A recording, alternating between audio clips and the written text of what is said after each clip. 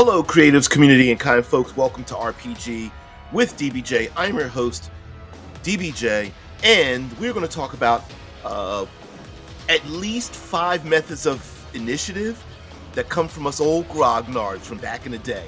And maybe we should bring some of those back, or maybe not. So, guys, sit back, put your feet up, relax, and let's get into it.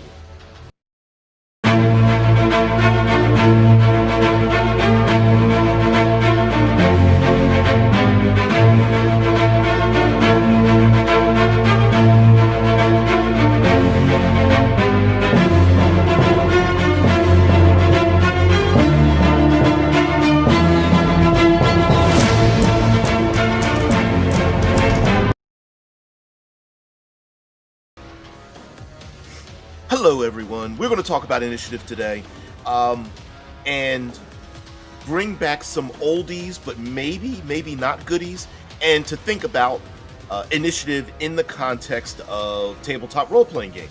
So, I'm going to put up a list of the types of initiatives, and maybe you guys might vibe with it, maybe you won't. I don't know. It depends on your opinion, of course, and talk about I'm going to rant a little bit about action bloat in our current state of tabletop role-playing games and why this seems to be an issue where action bloat has I'll say taken away the hard choices in initiative, and why it is that the initiative systems in role-playing games rub people the wrong way. So let me begin the slight rant. I'll lay the foundation first. So in tabletop role-playing games, initiative is essentially which players and or adversaries go in what order. Now, unfortunately, one thing, and this is a little asterisk because this is going to be one of the first topics, is that whenever we read a book or see a television show or animation or an action movie, many times things are happening simultaneously, but we can't do that at the table because we're playing a game. So we have to choose who goes in what order. And in ye olden days, most characters didn't have that many actions to begin with. So if you had one dungeon master or game master, and each player could basically move and perform one action, the speed went very quick. Yeah, it definitely is something. Okay. Let me see if I can find it, because for some reason I'm not getting any of my chats. I don't know why. YouTube is just like, nah, we're not going to alert you whenever you get comments or things like that. Sorry about that, Drew. So in current day, most characters are assumed, because of 5th edition, because kind of like whatever Dungeons and Dragons does, the industry will flow around that. And so the problem is that players get to do at least 3 things, if not more, in their action. So if you've got 4 or 5 players, the player at the bottom end of that has to wait for everybody else to perform 15 to 20 actions and declare what they're going to do, resolve those before the last player gets to act, and that's before the monsters or adversaries get to act, for the most part. Which is, you get this idea of like a side initiative, and everyone goes Nova because they know that not only will it defeat the enemy, but if they don't get their 3, 4, 5 actions off, they're going to have to wait for all of the other players to go make that cycle go back around. And so by the time it gets back to them after 20 actions of everyone else, they're kind of bored, and they've checked out already, because there's always the player that doesn't know what they're going to do. You've got the player that's the contrarian that wants to do something else. You've got players that are waiting for other people to do things, and so they're constantly like, I want to react, and then their reaction basically takes the form of an overwhelming action, and so it goes on. So unfortunately, I think we've given players too much and not given them a hard choice. That's just my opinion. You want 4, 5, 6 actions? No. You got to divide that up. So allow me to show you a chart. Let's go to the whiteboard, and I'm going to show you some old school initiative types, and then explain why they had been effective back then, maybe not so much today, and maybe incorporating some of this, because you'll see much more of this in a lot of indie games. So one thing that people do will be like side initiative, right, where all the players have their side and the enemy have their side, and then there's like a simple roll, and you get to decide, okay, do the heroes go first or do the enemies go first? It's like sideboard initiative. We've heard of, today there's another one called a fast-slow initiative. Basically, each player rolls, and there's a standard difficulty. If you beat the difficulty, you go first. If you miss the difficulty, you go last. And here's the thing. Yep, I am describing action economy. Since like I feel like you're describing action economy more than initiative as a problem. Well, yes, because the two go hand in hand. So if whoever goes first, if they get more actions, they of course are going to be much more effective. You can go first, but have a disadvantage for going first versus ones who go last. So I'm going to show you some things from back in the ye olden days that have been taken from actual games. It's difficult to find these games anymore, so it's going to be difficult for me to make a list of them. But these are initiative types that happened back in the day that dealt with action economy, because the two go hand in hand. So the first one is simultaneous initiative. Simultaneous initiative is at the beginning of the start of the action. Like, you know how we have, sometimes it's described as turns or rounds. When initiative starts, everyone declares what they're going to do, and and describes what they're going to do. They're going to roll dice or whatever, and all actions happen simultaneously. Meaning, like, there's 3 orcs in front of me. I'm going to roll to attack them. I roll my dice. I get successes on all of it. I roll my damage. I get successes. I roll high. So my action in simultaneous initiative is I kill all 3 orcs. But the initiative is simultaneous. So they, in turn, they're not dead yet. Even though I'm going first and I rolled my dice. Let me get some dice here in the background. I rolled my dice, and I get to kill all 3 orcs. Because it's simultaneous, they haven't struck back yet. Sometimes this is called strike back, or what is it? Death rattle, or a death strike. So in other words, we're not rolling in order. Everyone is just rolling their actions, declaring their actions, rolling the dice. And then at that point, we then start to do resolve. So all the actions are done first, but the resolution of those haven't happened yet. So then all 3 orcs get to strike back at my character. 2 miss, 1 hits, I take some damage, assuming that that's the only thing that's happening in that round. Then we resolve it. So I get to kill all 3 orcs, and then one of those orcs gets to hit me. And then that's the end of the round, and you go back in. The reason for having simultaneous initiative in a cinematic sense is the idea of, like, the alligator biting your thigh, dragging you into the muck while you stab the alligator in the eye. It's it's not that they're not moving and then you're hitting it first and then it doesn't do anything. It's all happening simultaneously. The giant is grabbing you by the throat and lifting you up against the wall while you kick him in the head or whatever. Yep, exactly. Exactly.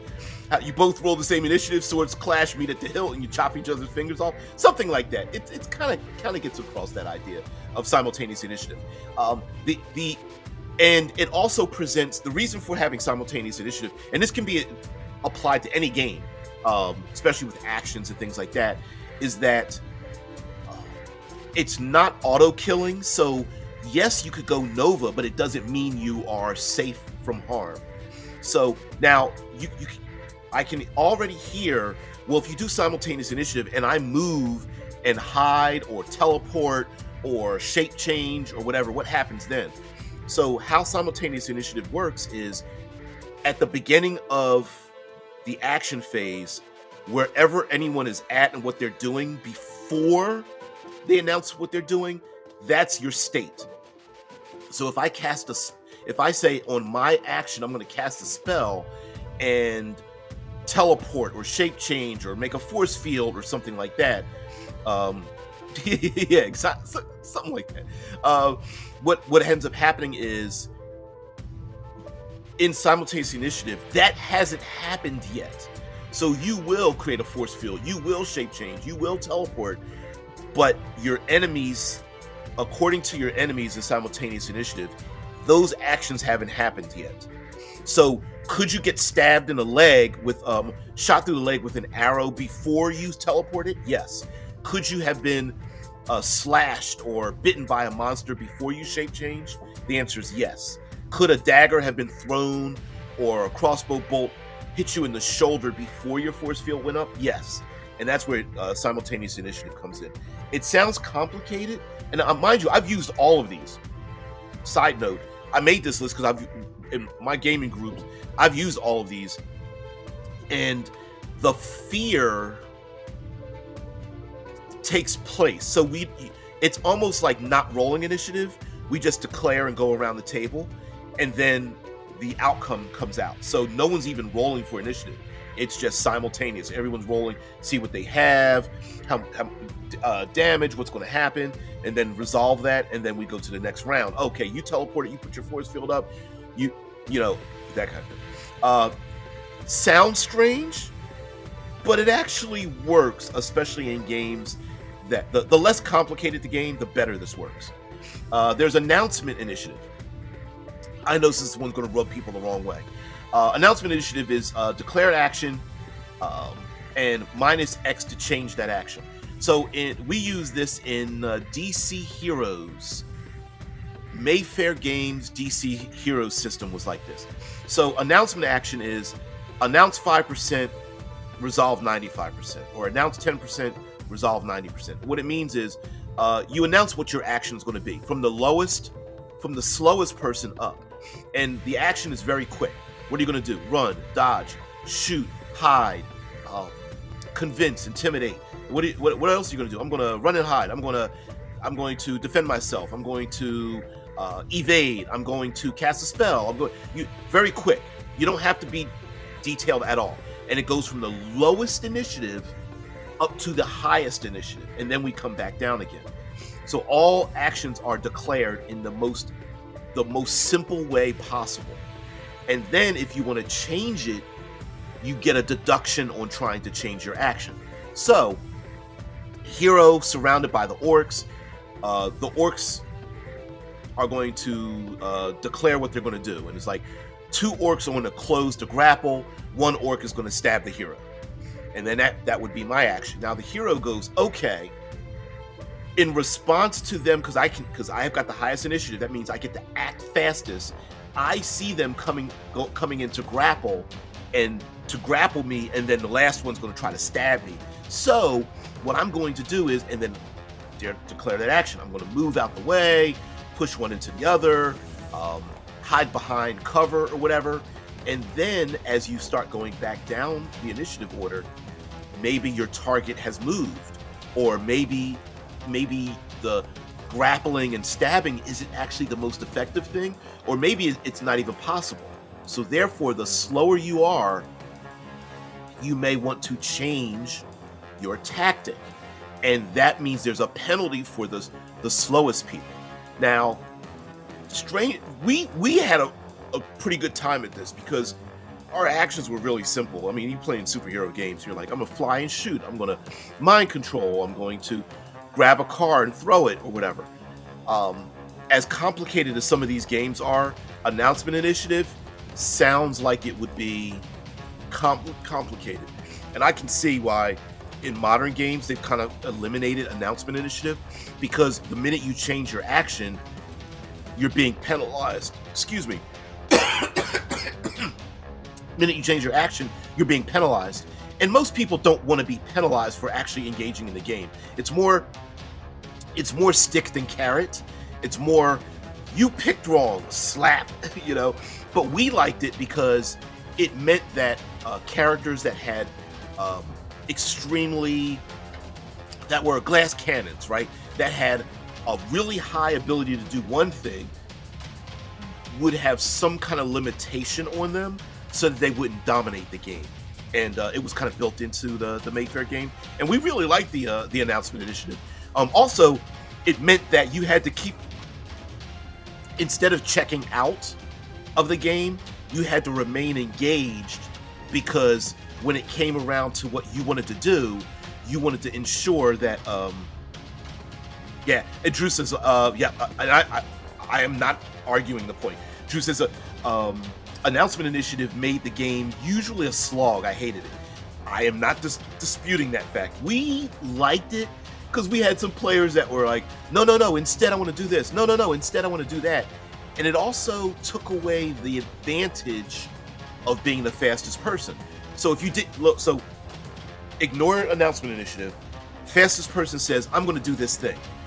Every person after that gets to adjust their actions based on everyone before them, meaning that the slower person gets the opportunity to take advantage of all the fastest people, if that makes sense. So the fastest person says, I'm going to do this thing, and if they don't absolutely dominate, now everyone else knows what they did, and that fastest character can't react to it, which kind of makes the fastest person the one with the limitation. Mind you, these are all, I'm pulling from a lot of games from like the 80s and 90s, and many of them were trying to be simulationist. So just go along with it, okay? But we could have announcement initiative without having to go through a lot of detail. So you could have, let's say, a way to apply this today would just be picking 4 types of actions, right? Attack, evade, special power, and social interaction. And it's like, just pick one of those that you plan on doing this round before we come back to you. That way you have to be engaged as to what everyone else is doing to ensure that your action goes off. And the players could tactically ensure that everybody gets to do their thing, whatnot. Sounds complicated. It is. But I'm pulling this from way back in the day. All right, the third one is category initiative, which is like an action or class type act in stages. And category initiative is the idea that a set of actions or a class or archetype goes in that order, and you don't roll at all. So category initiative, and then if there's, you can either apply simultaneous initiative if the same actions or category, if the same action or class goes at the same time, or just use stats to differentiate who goes first. I know I'm sounding complicated, but here's how category initiative works. Sometimes there are some games that say all the ranged, if you are long range, all your ranged attacks go first, and everything gets closer to you goes in that order. So for example, all arrows, spears, crossbows, all ranged attacks go first. Then medium range weapons like long weapons go second, and then speed weapons go third, and then hand-to-hand goes fourth. I'm pulling this out of my ass. Spells would probably go last or something like that. And then instead of rolling initiative, you just go in those orders. Okay, all ranged attacks go first. Boom, boom, boom, boom. Okay, anybody got a long weapon? Yeah, I've got my lance. I've got my spear. Okay, you go next. All right, I've got my dagger or whatever. You go next. And then, all right, spells. Who's casting a spell? I'm casting my spell. Okay, you go off. And then some of those could be interrupted. If you're at close range, then it starts to go in reverse order. So if you're engaged and you're locked in, you go in reverse order. You could go like daggers, then like daggers, then long swords, then long weapons, then ranged weapons, whatever. Some old OSR games use that kind of initiative, that the longer range you are, they go first and then they go in order, similar to Speed Factor, a little bit similar to that. Now there's also category. Along category is just classes, like the fighter goes first, thief goes second, cleric goes third, and then wizard goes fourth, and that's it. Don't bother rolling. Fighters get to act first because they're the fastest, they're the quickest, they're the most martial, and then thieves go second, and then clerics go third, wizards go fourth. That's an old OSR type of initiative that we used to use back in the day, and there are some games that say, hey, whatever archetype you pick goes in a particular order, and that could eliminate like rolling. Now, mind you, there's other initiatives in here like round robin. You play online and it's like, okay, whose window is here? We're going to go in this order. Sometimes how you sit at the table is another one. Rolling initiative and then sticking with that initiative all game long. We've seen that before too. The last two of the 5 are step down and popcorn. Now, step down initiative, it looks complicated. I wrote down D20 plus mod, step down by 3. So this comes from, if I can remember the game, I think it's called Feng Shui, but there are other games that do step down initiative. Step down initiative is you roll a high number and then you do one thing and then you step down, and I put 3 in quotes because it could be any number you want for your game. But step down initiative is I rolled a 22. So then, and everyone goes around table, and then what happens is you keep that number, but every time you take an action, you subtract, say, the number 3 from it. So I rolled a 22. I'm gonna close the distance with my enemy. I step down. Who goes next? All right, I'm gonna stay in the background. I'm gonna fire an arrow, and I go on. And what happens is you go around the table. As you step down 3, you go, okay, 22. Anybody goes on 22? All right, 21, 20, 19, 18, 17, and you keep going down that list. And so what happens is if you go on 22, now your next action goes on 19. So when 19 happens, now that you've closed, now I strike with my sword. Roll, boom, okay. Subtract 3 from that. Okay, now you go at 16. Now you go at 13. Then you go at 10. Then you go at 7, and so on. And you just keep going, boop, boop, boop, boop, boop, boop, down. To interrupt an action, you can interrupt and go, I go on 22. You know what? I want to interrupt. I'm going to go, instead of going down to 19, I want to go on 21, and then I want to go on 20, and etc. Then you get a penalty for doing so. This one sounds complicated, but you only need to roll once and then go down the line. And anyone that wants to interrupt, you interrupt based on the difference. So, and instead of choosing and deciding what, like 18 different actions, like I want to move, I want to attack, I want to cast a spell, I want to dodge. Nope, you just get to do one thing. I'm going to move, I'm going to attack, I'm going to roll, I'm going to dodge. And that cycle keeps going, boop, boop, boop, boop, boop, and it goes fast around the table. What are you doing? I'm moving. Okay, what are you doing? Going for cover. What are you doing? I'm going to cast a spell. Great. Blah, blah, blah. And then you just keep going around the table and you step down the numerical track. The difficulty of it is the numerology of it. Like, all right, everybody on 19? Okay, good. 18? All right, 17. Who goes? Oh, great. Now that I've closed in, I'm going to hit with my sword. Roll dice. Are we still on 17? Yeah. Again, all of these sound extremely complicated because if you've never used them before, it sounds like gibberish. But I remember having used these, and when you get the comfort level usually comes in, I don't know, the second time, third time you use it. I don't know. Droop mentions that I use mostly popcorn these days, but I modified it a little. Instead of a free choice, the character you interact with goes next, unless they have acted already. If the thing, then you pass the initiative freely. I think I know what you're saying here. So let's get into popcorn initiative. Popcorn initiative is pick an order, enemy stacks bonus plus X. And what this means is what popcorn initiative is, and there are many people that use popcorn initiative honestly online and through like those live play games. So popcorn initiative is if they did, if they did, then pass the initiative freely. So popcorn initiative is you decide to do something, especially against an enemy, and then the enemy goes next. But sometimes a player can say, I want this other person to go next, and it runs in I know and it runs in order. There is no order. So Joey says, I'm going to do this thing, and then I pick Angela to go next. And Angela says, I'm going to do this thing, and Amir goes third. And then Amir says, I'm going to do this thing, but I'm going to let the enemy go next. Now, modifiers to popcorn initiative, because it sounds like, well, why wouldn't the players just pick each other before any enemy goes ever, right? Well, what we used to do is every time the players keep picking themselves, the enemy keeps getting a bonus to do their thing.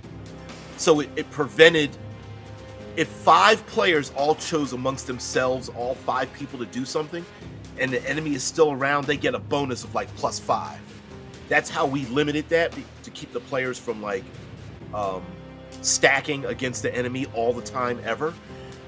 But another way of easily doing it, as Drew just mentioned, is guess what? If you attack an enemy, then the enemy just gets to attack you back. And then the popcorn, but even if that happens, then the player goes, okay, I'm going to pick this other player to go next. And you just pick each other. And you just go, okay, each person who gets to act gets to pick the next person to act. And it goes on that way. And whenever you, I'm going to call it bump up against an enemy, instead of interacting with the environment that's not interacting with the enemy, they just don't get the act yet. And popcorn initiative, honestly, is actually very intuitive, especially if players want to do things in a particular order. Then the players can say, no, let the cleric heal us first, and then we're going to wait in the combat. And you can just get to pick that. And how you pick that is, one player goes, I'm going to let the cleric go first. And everyone, hey, we willing to do that? Yeah, let the cleric go first. Okay, cleric, great, thanks. I'm going to heal everybody. All right, or boost everybody, or buff everyone. Great, you buffed everyone. All right, now who gets to go next, cleric? And the cleric goes, oh yeah, Stevie, you go first because I know you wanted to do that thing. Great, thanks, passing it to me. And it's like, and they call it popcorn because you don't. If you could ever watch popcorn being popped, you don't know which one is going to pop up, and so it's called popcorn initiative because every round is not the same, so things can pop up as needed. And so to limit the all players always go first thing is, as Drew mentioned, hey, you want to punch a bad guy, the bad guy gets to punch you back. Right there, you can't avoid that by going, no, I'm going to pick one of my allies first. Drew says, speaking of spoilers, reminds me that I said in the Fantastic Four stream a few weeks ago that I think we might get the son of Mr. Fantastic and Invisible Woman in the upcoming film. Yep. I heard that they indeed confirmed that a few days it will be the case. I love feeling smart. Yeah. Franklin Richards is in the movie. I wasn't sure if they were going to include that, but there's also a dirty part to this, which is like, there's a new Marvel game out, and now they're making memes about the fact that she's like the most attractive MILF Invisible Woman. I'm just like, you guys, sad day on the internet, but it's funny. Oh man, now I don't know if they're going to include Franklin Richards as like the most powerful person in the world, but it would be kind of cool though to see if they do that. So yeah, so anyway, not top five. These are not top 5 initiatives at all. These are initiatives that were used back in the day, and there is a complication with them, but I feel like the complications with them interact with the comment that was mentioned before about action economy, right? Because let me see if I can put the problem back up here. Spook mentions about, it sounds like I'm talking about action economy more than initiative. And what ends up happening today is that so many games now are using like action points where you get 3 actions or 4 actions. And like I said, if you have to wait for 16 to 20 different actions to take place before you get to do anything, it feels unfair, like, you know, you're twiddling your thumbs. Whereas some of these other initiative types are like, no, you're gonna have to split that shit up between other things to do. And I feel like, let me give you an example. If you can do 3 things, but making a hard decision about those 3 things to do, and how tactically viable they are, I feel like is actually a good thing. So maybe a player says, I want to close the distance by moving and then strike the monster twice. But if you say I'm going to move first and now you got to wait for other people to do their thing, you're sitting on the edge of your seat hoping that you don't get smashed before your attack goes off. Even though you're still doing 3 things, they are being interrupted by other people doing their 3 things. And so, and I think hard choices is a good thing in games. I feel it's weird how players today are like antithetical to making hard decisions. And I feel like role-playing games are the thing that taught us to make hard decisions. At least for me, to make hard decisions in life in the first place, but it's really weird. Okay, so we got 2 special guests, and then we'll go back to some, or maybe even talk about some other initiative types, maybe, because initiative is one of those fiddly things in games that, like, brand new players are like, I don't care, let me just play the game. And then over time, we then find out, we start to feel like, oh, this is the thing that's rubbing me the wrong way. So we have speed factor and action cost. Now I'm going to show you something. I'm going to share this for speed factor. Now, speed factor is something from AD&D 2nd edition, and there was a list of weapons, and the weapons all had a speed attached to them. And then based on the speed of those, there were also spells that went off at different times. Most spells went last in speed factor. So back in ye olden days, speed factor initiative modifiers were like this, and I believe this was brought in even in 5th edition, where you would roll initiative and then modify your initiative score based on your spell casting, whether you had a heavy weapon, a light finesse weapon, a 2-handed weapon, or ranged loading weapon. You remember Slay Industry? Oh, I can't remember how Slay did it, or SLA. Man, we have such similar gaming histories. It's so bizarre. I still have my old Slay. My pages and I cover my Slay Industries book is like ratty and everything. It's a very dark, weird game. I love it. Playing on the world of Mort.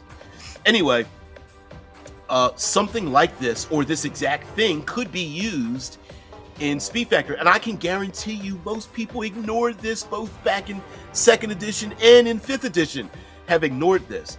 But mind you, in order to use speed factor, you got to remember that you kind of have to announce what you're about to do. So like a loading weapon, like a ranged weapon, got a -5 to initiative. A -5.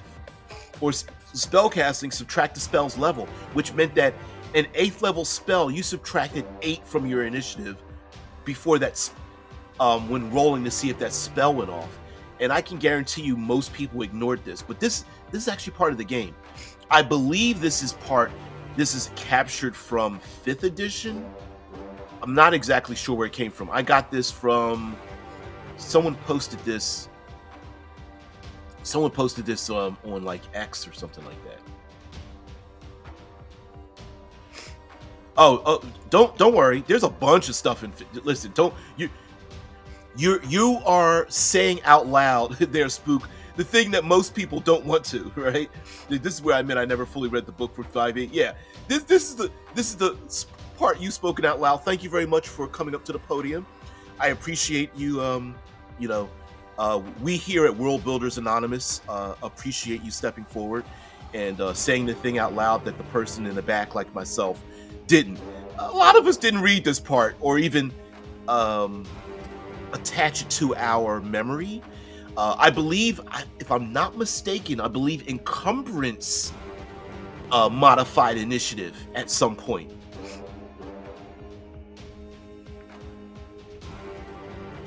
Yeah, there's a lot of alternate rules in the book that have potential. Yep, absolutely. I still have my my Dungeon Masters 2014 Dungeon Masters guide, and there's stuff in there that's just like all some of the things that people have been upset about are in that book. It's like, you do realize it's like you can modify how long it takes to heal and recover. Like, that's in the game. Or even success with, what is it? The yes, no, if, and, or buts. The mixed successes in there. Proficiency bonuses. Instead of a number, you roll dice. So you begin with a D4 proficiency, and then you go up from D4 to D6, D8, D10. Yeah, that's in there. It's a lot of stuff. So let me go back to here. Lastly, speed. So speed factor. Back in the olden days, had weapons or actions have a number. That's hopefully you guys. If they don't have a hashtag, they have a number. Back in my old days, that hashtag mark meant number. But anyway, speed factor is, hey, if you're going to do a thing, there's a numerical value attached to it that either benefits you or hinders you based on what you're about to do. You could even, instead of having a number, you could add a die or have it subtract a die.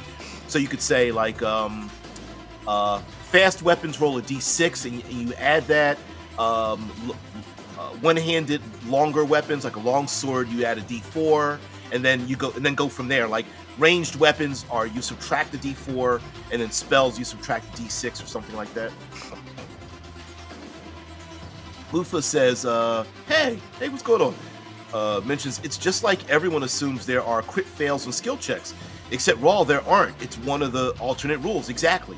There are no crits or fails in skill checks, which I like crits.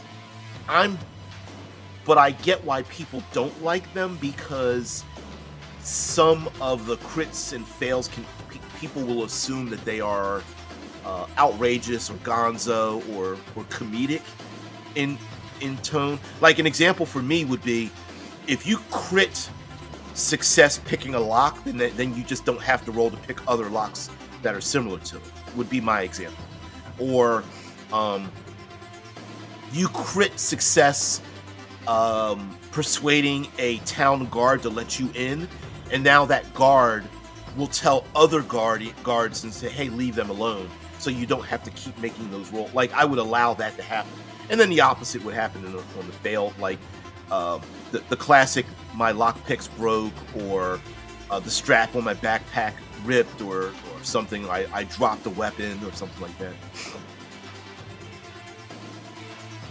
Heathen says, I generally like paring down the math of initiative. I think things like initiative are there to serve the narrative, so I like them quick and dirty, just enough to work enough. Exactly. And that's why I think like a lot of, especially like actual plays, default to like popcorn initiative where you're not rolling anything. Category initiative is kind of common as well. Like certain classes or actions always just happen to go in their order. So listen, if you're a fighter or fighter equivalent in this game, you go first. All right, what's the second fightery type? Okay, you go second. All right, things like that. Yeah, Gonzo crit success or fail. You win initiative and lose all at the same time and cut each other's arms off.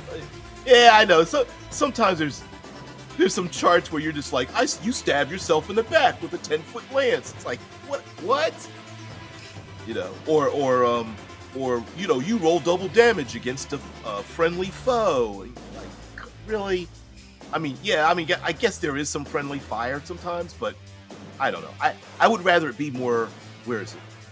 What Heathen says. I would rather it move out the way and be narratively fun, or at least interesting. Yeah, Mufa says I like Savage Worlds Cards for Initiative, which is something that had like Cards for Initiative haven't stuck. Fastest way to handle new initiative order every round once you understand it. Yeah, in my games we used to roll initiative. The minute you ended your action, you just rolled a d20 for your initiative for the next round. I know some people are just like, oh, that sounds.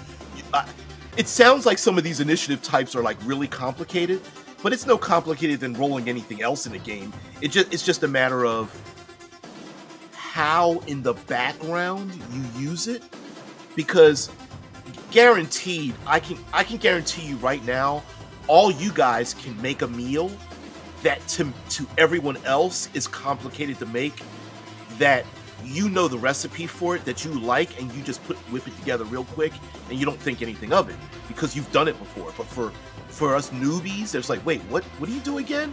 You're like, I told you it's 22 minutes exactly at 400, blah blah blah, or you take the skillet, 2 tablespoons of stuff like that.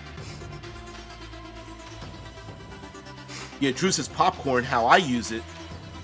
Drew mentions popcorn. How I use it has this narrative advantage that the target of an action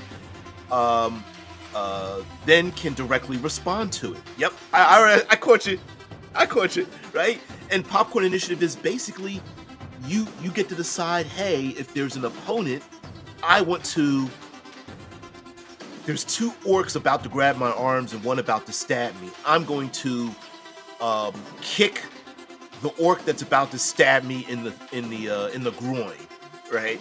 And now, because you just decided to do that, the popcorn of it is the recipient of your crotch kick gets to respond to you to see whether they double over or get to stab you.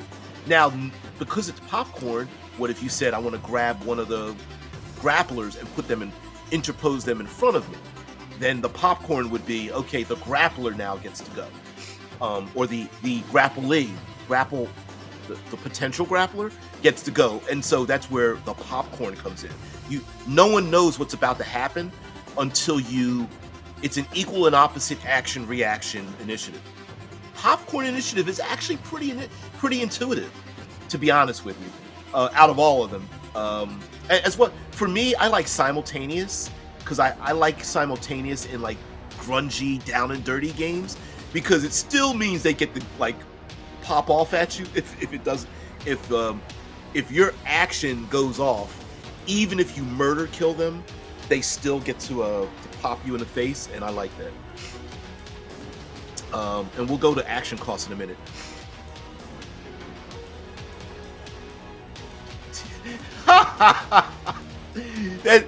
That sounds like was it? It's not RuneQuest. Oh my god. Rollmaster. Rollmaster was the game that had nothing but roll charts. D100 roll charts. Yeah. Roll double damage. Slice him clean through. He falls in 2 halves, and you hit yourself on his swing through. Right? Yep. Yeah. There was a pretty.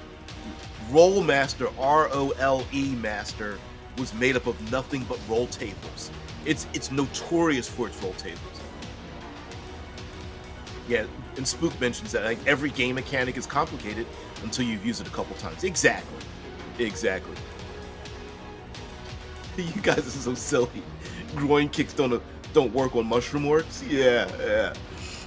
So the last one is action cost, and I feel like action costs are making a comeback for a lot of these pick this instead of D&D games, where an action costs X to perform. So for an example would be move costs 1, swing a sword costs 1, but a grapple might cost 2.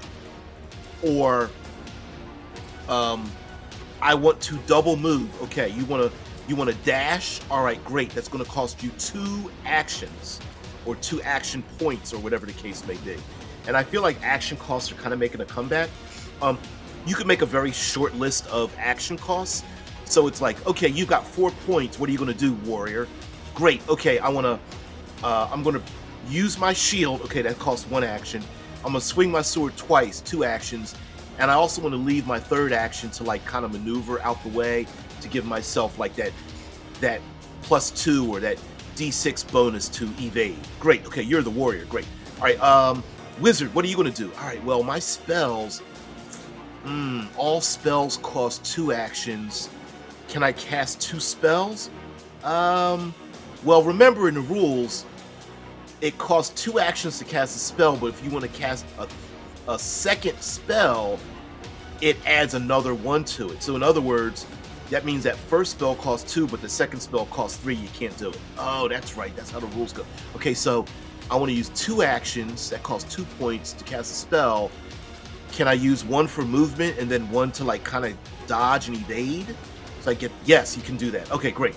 And I feel like action cost or action expenditure or action is weeding its way back in. Now that sounds like speed factor a little bit. I think some would argue that it's less the speed factor of the specific like weapon or specific spell. It's more like categorizing what you're going to do and how you're going to do it. There are some games like that. So Drew says, now I want to design a game that has the initiative roll determine how many action points one has for the turn.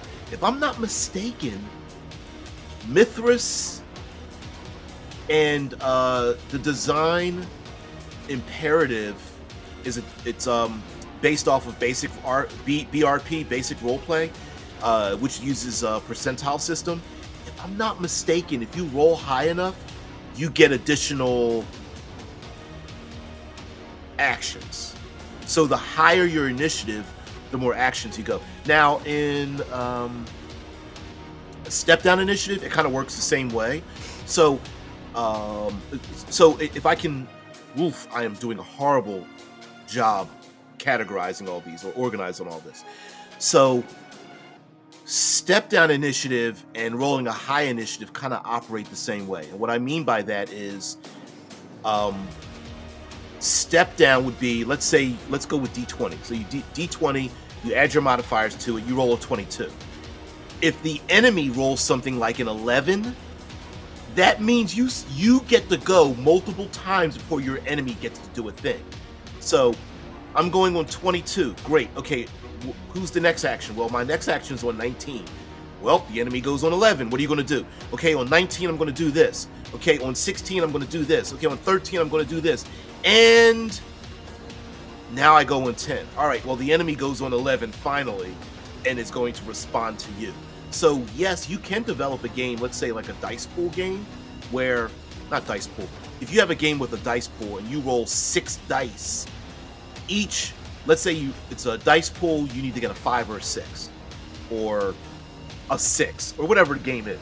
You roll your dice pool, each one could be an action. So I grab 6 dice, and the other person grabs 3 dice. It's possible the 3 dice all come up 5s and 6s, and they get to act 3 times, whereas my 6 dice pool, I only get to act twice, because I only roll 2 5s or 6s. Like, there's a way to do that. And it adds, if you wanted to add in, like, again, the harsh reality of having to make a hard decision, to add variability in character capability, where it's possible for the 6 dice pool character to go less times than the 3 dice pool character. Things like that. Yeah. Mufa says some games let you take additional actions at cost. Let me turn this off or change. Like taking strain damage to move a second time, etc. Yeah, I didn't add that in this list, but there are games that let you like expend strain or stress, or you suffer the loss of a die in a dice pool, or like there's like you get 2 actions and everything above that you suffer some kind of loss, like a numerical loss, a dice loss, something of that nature. Yeah, Drew says, I hate percentile systems, which I explained in the comment of yesterday's video, why they are bad at length. Well, you'd have to go at length, but I get it. It's not for everybody. I agree. Percentile systems. And they're also they're a bit fiddly, I think, for no reason, for percentile systems.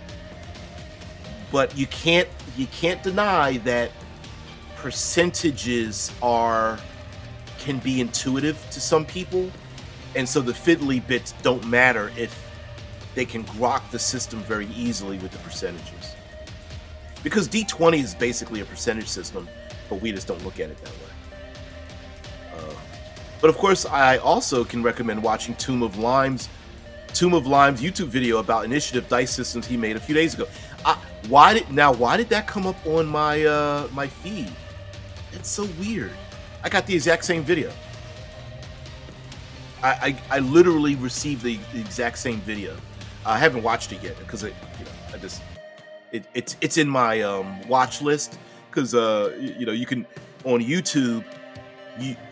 YouTube will give you a watch list of continuous videos, and if you look on it, you're just like, sometimes I like to see what's coming up next, and I'm like, huh, I've never heard of Tomb of Lime at all. When I Heathen says, rain is like that. You can keep taking turns, but your results will tank lower and lower each time. Might be misremembering. Yeah, but I mean, we're just talking generally here, right? We're not talking about a specific game and how it operates. We're just talking about different initiative types, where, which I personally would like a cost for action kind of game. Let me get rid of sharing this out here. We don't need this. I like a cost for action game where, yeah, that's you, Kitty. Yeah, that's you. Yeah.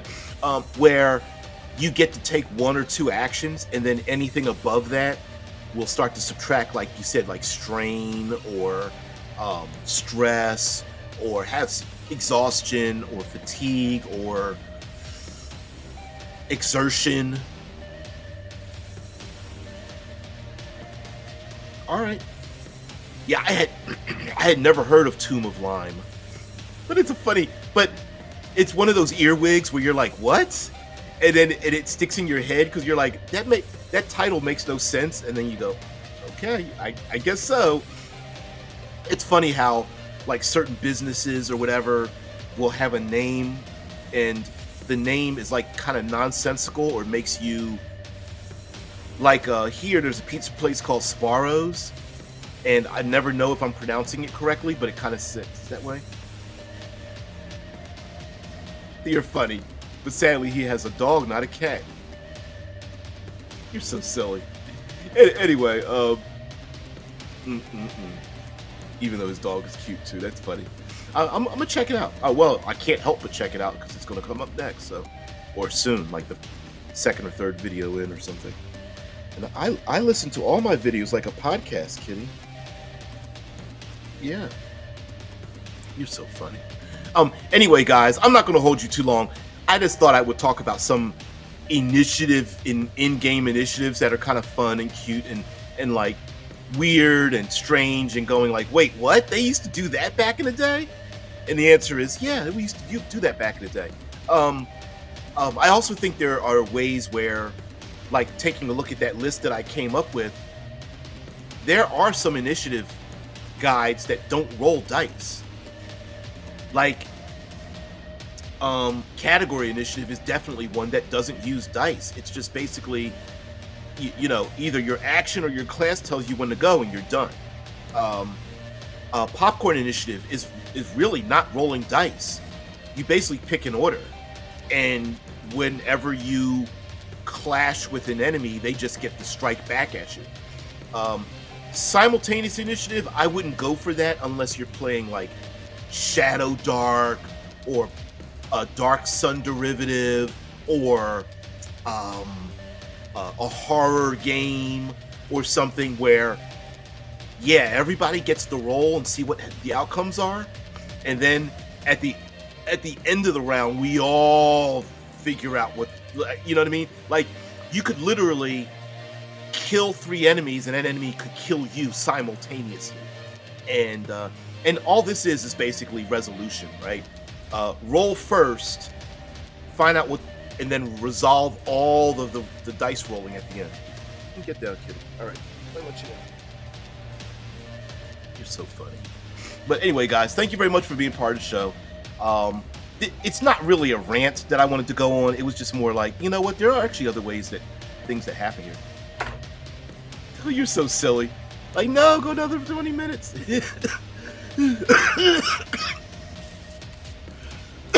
So sorry. Oh, man. Good morning, kitty. That's how you see yourself. You can't see yourself in the screen. Get your back paws up here, too. Yeah, you can't see yourself in the screen by getting closer to it. She sees herself. Yeah, that's you. She sees herself in the screen because I'm at a. I widen my screen sometimes. There we go. There we go. Yeah, that's the mouse. The mouse is down here. Now the mouse is up here. Yeah, she's looking at the mouse and kind of looking at herself too. So anyway, guys, thank you very much for being part of the show. I really appreciate it. Thank you very much for not talking about Spider-Man, who's got like a little glare on him or whatever. Or who is that angel in the background there too? I really appreciate you guys being here. I'm not going to hold you. I got to head off to work. He's so funny, just like the rest of you guys. But anyway, just want to have something to think about how to adjudicate these things. And I am a proponent of making hard decisions. And maybe we'll even talk about. Oh, you melt my heart so much. You are so silly. You are so silly. All right, guys, have a great one. Thank you very much. Before she jumps on the keyboard, and have a great day. I'll see you later. Bye.